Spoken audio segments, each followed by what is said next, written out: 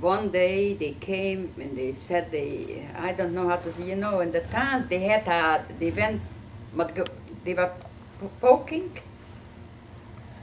On what? The town was running out to hear when it was something news in the town. A guy came with a stick? Not with a stick, with a pump. How you call this? But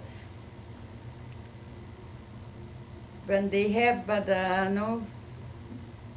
Stop it, because I don't know what I'm saying. Well, they came out with a drug guy came out and knocked a drum, because this was in the town, so everybody came out from the houses to listen what is news in the town. They said all the Jews should be packed. They could take 50 kilograms with them and be ready. They're gonna come to pick him up. That's all. So we took the most important things, like I don't remember, my mother had a fur coat, I never remember if this was, she took it with her, my father had a coat with a fur lining, I don't know if they took it, our coats, I don't know what we took. But I know one thing, that I put on 3 or 4 dresses, one on the other. It should be beside the 50 kilogram, because it was allowed a family 50 kilogram. So they took us in the afternoon already, they came to us. So before, my mother still took out from the closet, we had some linen and things, and she brought it over to a neighbor, it was a good neighbor of ours, because he came in and he told my father, don't go no place, don't let this should take you away, run away wherever you can. If I'll be able, I'm gonna help you. If you don't wanna go, let the girls go. But I would not go, and my father would not let us go anyway. What was the neighbor's name? The neighbor's name was Ivan. Ivan Roger was the neighbor's name.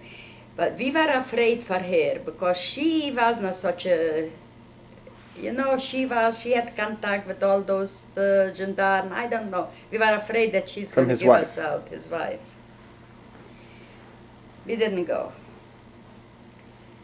So the last minute, my father wanted to take, he had the earrings, my mother's earrings from the ring, he wanted to take with him in case, we need money or something, to sell it.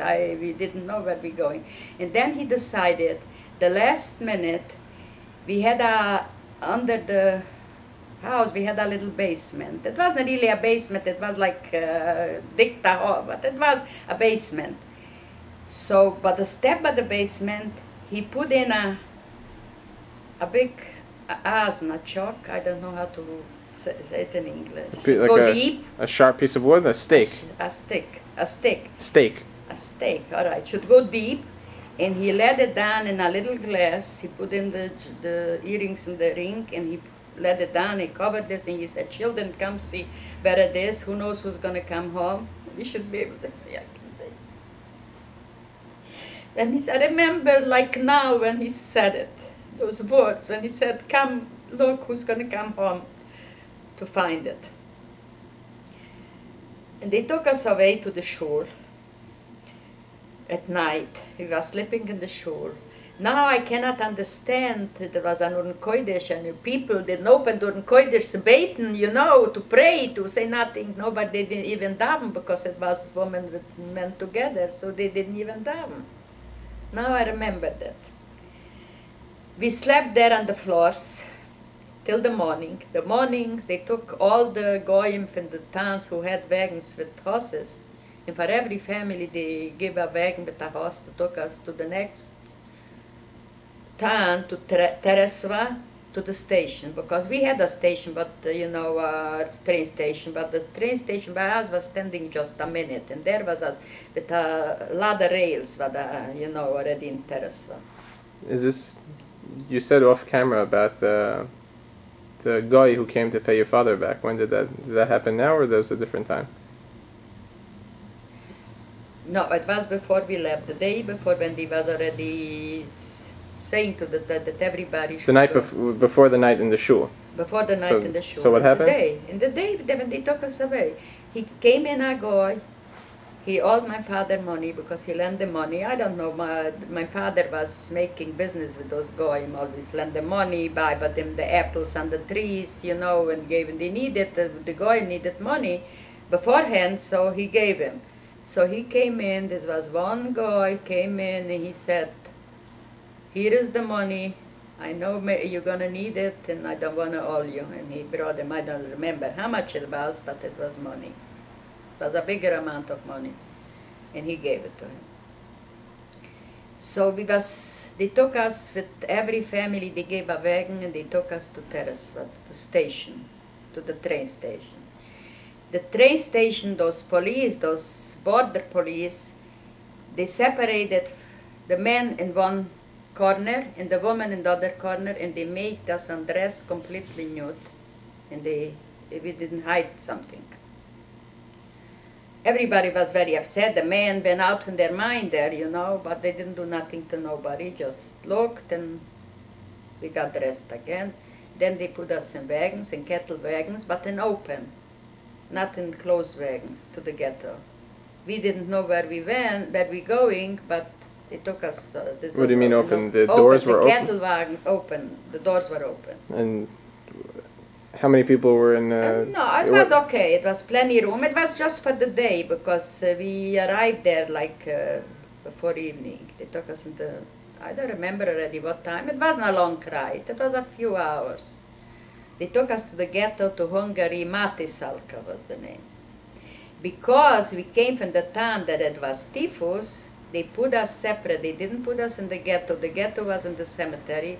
They put us in a building. I don't know what there was a building called. It was a yeshiva. It was a big building. I don't the whole town in that building. It wasn't place for everybody in the rooms, so we went in the attic also, and we stayed there about 2 weeks. Do you know how many people you were around? It was the whole town, children, small children, bigger children. You know, we could have run away from there 100 times because there was just Jewish boys were watching us with the bands, you know, in that house. In the ghetto was Germans already. What bands? They had yellow bands. We had the Yellow Stars, this I forgot also. The Yellow Stars started also at that time when the Germans came into Budapest, before Pesach. Right before Pesach, 1944. Yeah, that started, one on the left side we had a yes, and one in the back on the right side, 2 stars. So they was watching us. And cannot remember what we ate. I know they gave us dry products to cook. I don't remember where they cooked, who cooked. I cannot remember that. We ate, I know we ate there, but I don't know what. I don't remember. There was a cold shower to take. We took cold showers in the courtyard. There was a shower, cold. We took showers, we washed.